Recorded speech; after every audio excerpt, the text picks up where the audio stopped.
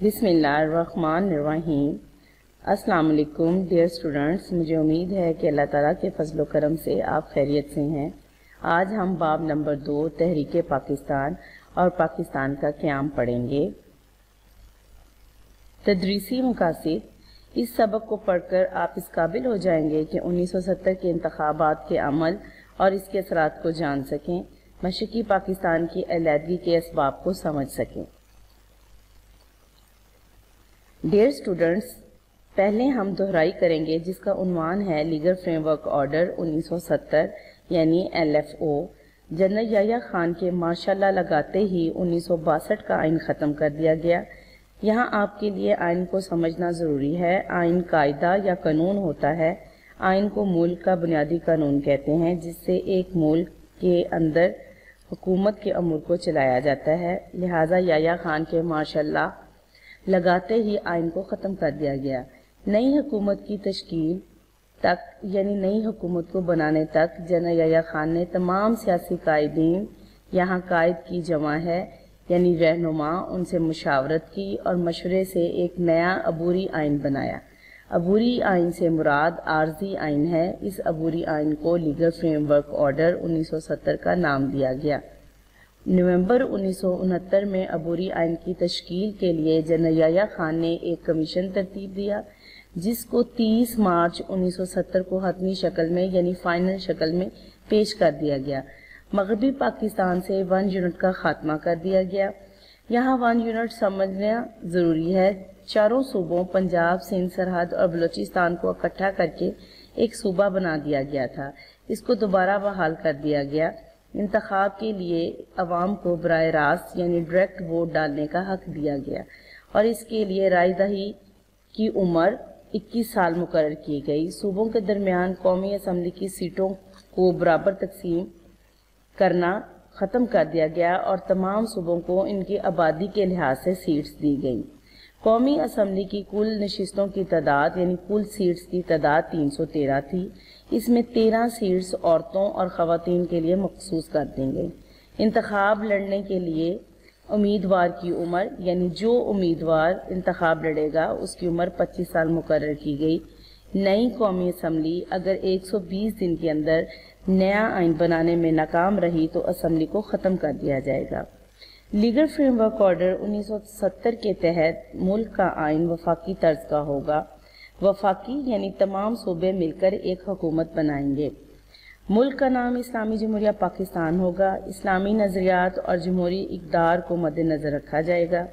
شہریوں کو بنیادی حقوق کو استعمال کرنے کی آزادی ہوگی۔ بنیادی حقوق میں صحت، تعلیم اور تحفظ شامل ہوں گے۔ عدلیہ آزاد ہوگی یعنی عدالت کا نظام آزاد ہوگا اور فیصلے انصاف کے ساتھ ہوں گے۔ صدر کے پاس آئین کی ترمیم یعنی آئین کو تبدیل کرنے کا اختیار بھی ہوگا اور اس کو عدالت میں چیلنج نہیں کیا جا سکے گا یعنی کوئی بھی اس کو عدالت میں چیلنج کر کے ختم نہیں کرے گا۔ ڈیئر اسٹوڈنٹس، آج کا عنوان ہے 1970 کے عام انتخابات، مشرقی پاکستان کی علیحدگی اور بنگلہ دیش کا قیام، مشرقی پاکستان کی علیحدگی کے اسباب۔ مشکل الفاظ اور ان کے معنی یہ ہیں: فساد، جھگڑا، مختی باہنی، ہندوؤں کی تنظیم، ایمرجنسی، افراتفری کی صورتحال، ہنگامی حالت، خانہ جنگی، ملک کے اندر مختلف فرقوں اور جماعتوں کی لڑائی، تشویش، فکر، پریشانی، سانحہ، حادثہ، بنگالی، بنگال کے رہنے والے لوگ، رسد، غلہ یا کسی بھی چیز کا ذخیرہ جو لشکر یا قافلے کے ہمراہ ہو یا اسے پہنچایا جاتا ہو، سالمیت، سلامتی، پسماندگی، پیچھے رہ جانے والے، محرومی، کمی، سول ایڈمنسٹریٹر، سول انتظامیہ۔ 1970 کے عام انتخابات۔ لیگل فریم ورک آرڈر 1970 کے مطابق قومی اسمبلی اور صوبائی اسمبلیوں کے عام انتخابات ہوئے۔ یہ ملک کی تاریخ کے پہلے انتخابات بھی کہلاتے ہیں یعنی پاکستان کے قائم ہونے کے 23 سال بعد یہ انتخابات کروائے گئے۔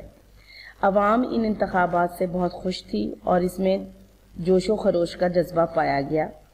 ان انتخابات میں تمام سیاسی جماعتوں نے حصہ لیا مگر پیپلز پارٹی اور عوامی لیگ اہم سیاسی جماعتیں تھیں۔ پیپلز پارٹی نے روٹی کپڑا مکان کا نعرہ لگایا، یعنی آواز اٹھائی، اور عوام کو یہ بات بہت پسند آئی۔ انتخابی نتائج میں عوامی لیگ نے 300 جنرل نشستوں میں سے 167 سیٹس حاصل کیں، جبکہ پیپلز پارٹی نے 81 سیٹس حاصل کیں۔ اس نتیجے کے بعد ظاہر ہوا کہ عوامی لیگ اکثریتی جماعت ہے، یعنی زیادہ تعداد والی جماعت، جیتنے والی جماعت ہے۔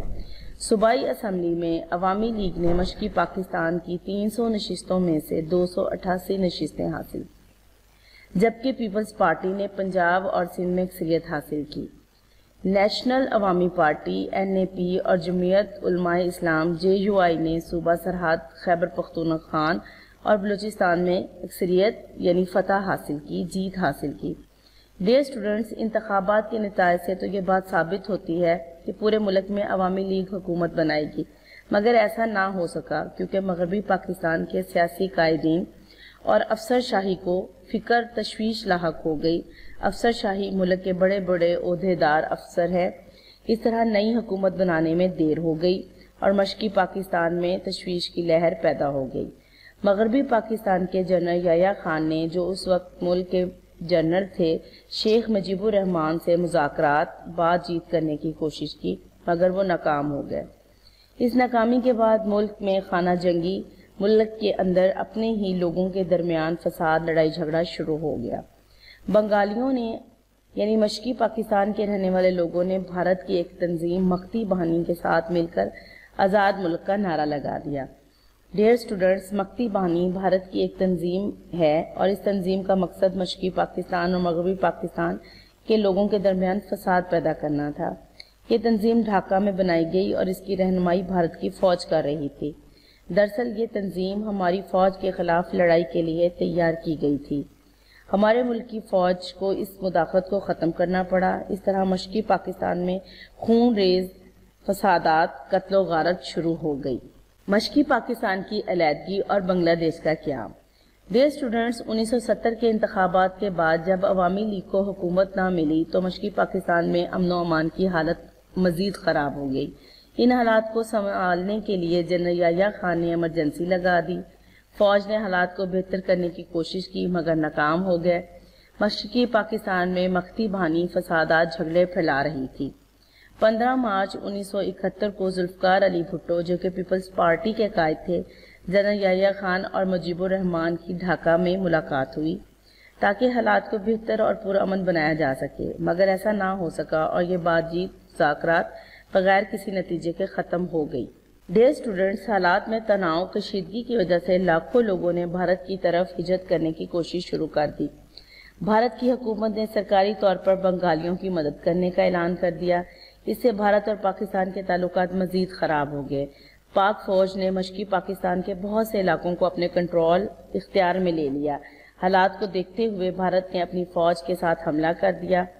پاک فوج نے 2 ہفتوں تک بھارتی فوج کو روکے رکھا، مگر جب فوج کے پاس رسد سپلائی ختم ہو گئی، جس میں اسلحہ سے لے کر کھانے پینے کا سامان بھی شامل تھا، تو بھارت اپنے ناپاک ارادوں میں کامیاب ہو گیا اور اس طرح بنگلہ دیش کی صورت میں مشرقی پاکستان ہم سے علیحدہ ہو گیا۔ ڈیئر اسٹوڈنٹس، 16 دسمبر 1971 کو مشرقی پاکستان ہم سے علیحدہ ہو کر بنگلہ دیش بن گیا۔ معلومات میں آپ جانتے ہیں کہ ثانیہ آرمی پبلک اسکول پشاور 16 دسمبر 2014 کو وقوع پذیر ہوا۔ اس ثانیہ میں دہشت گردوں نے آرمی پبلک اسکول APS پر حملہ کر دیا تھا۔ یہ آپ کے لیے بہت امپورٹنٹ معلومات ہے، یہ مختصر سوال اور MCQ کے لیے بہت اہمیت رکھتی ہے۔ مشرقی پاکستان کی علیحدگی کے اسباب۔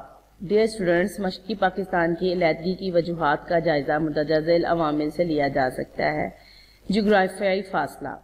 مشرقی پاکستان اور مغربی پاکستان کے درمیان 1000 میل کا فاصلہ تھا۔ ان دونوں حصوں کے درمیان بھارت تھا۔ بھارت 1947 سے ہی پاکستان کی سالمیت یعنی سلامتی کو نقصان پہنچانے کی کوشش کر رہا تھا۔ مغربی پاکستان اور مشرقی پاکستان کا کلچر بھی ایک دوسرے سے بہت مختلف تھا۔ مشرقی پاکستان دوسرے صوبوں کی نسبت پسماندہ تھا، یعنی ترقی یافتہ نہیں تھا۔ مقامی آبادی میں احساس محرومی، کمی پیدا ہو گیا جو مشرقی پاکستان کی علیحدگی کا ایک سبب بنا۔ تجارت اور ملازمت پر ہندوؤں کے اثرات۔ مشرقی پاکستان پسماندہ تھا اور کسی بھی حکومت نے اس کی پسماندگی کو دور کرنے کی کوشش نہ کی۔ تجارت اور ملازمت اور سرکاری ملازمتوں پر ہندو چھائے ہوئے تھے اور علیحدگی کے جذبات پیدا کر رہے تھے، لہٰذا یہ دونوں عوامل بھی علیحدگی کا سبب بنے۔ ڈیئر اسٹوڈنٹس، ہندو اساتذہ کا کردار میں مشرقی پاکستان میں تعلیم کا شعبہ ہندوؤں کے پاس تھا۔ انہوں نے بنگالیوں کے ذہنوں میں نفرت پیدا کر دی تھی۔ زبان کے مسئلے میں اگرچہ زبان کا مسئلہ 1956 اور 1962 کے دساتیر میں، یہاں دساتیر دستور کی جمع ہے، اسے بھی آئین کہتے ہیں، حل ہو گیا تھا، مگر مشرقی پاکستان کے لوگوں میں احساس محرومی پیدا ہو گیا جو علیحدگی کا سبب بنا۔ ڈیئر اسٹوڈنٹس، نمائندگی کی شرح کا مسئلہ، مشرقی پاکستان کی آبادی 56% تھی، یعنی 56% تھی، اور آبادی کی کثرت کی وجہ سے یعنی زیادہ ہونے کی وجہ سے نمائندگی حکومت کا حق بھی مشرقی پاکستان کے لوگوں کا تھا۔ مشرقی پاکستان کے لوگوں کے جائز حق نہ ملنے کی وجہ سے ان کے اندر احساس محرومی پیدا ہو گیا اور علیحدگی کی وجہ بنا۔ بھارت کی مداخلت نے بھی حالات کو مزید خراب کر دیا اور علیحدگی کی وجہ بنا۔ شیخ مجیب الرحمان نے 6 نکات پر مشتمل اپنے مذاکرات کو پیش کیا جنہوں نے علیحدگی کو ہوا دی۔ 1970 کے عام انتخابات کے بعد حالات نے ایک نیا رخ اختیار کر لیا۔ جنرل یحییٰ خان نے مغربی پاکستان میں پیپلز پارٹی کے سربراہ یعنی لیڈر قائد ذوالفقار علی بھٹو کو حکومت سونپ دی۔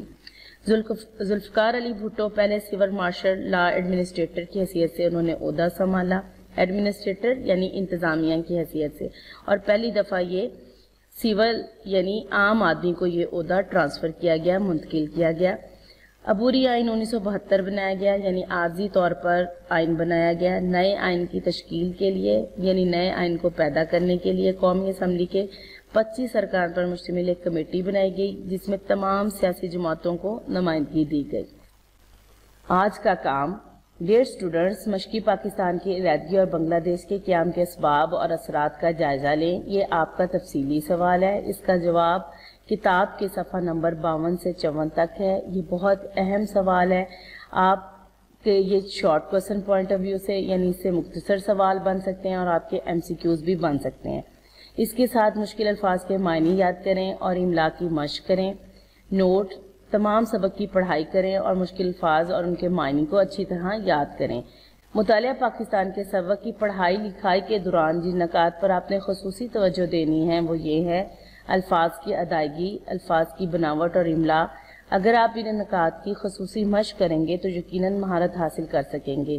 یاد رکھیے، محنت ہی کامیابی کا راز ہے۔ اللہ آپ کا حامی و ناصر ہو، آمین۔ اللہ حافظ۔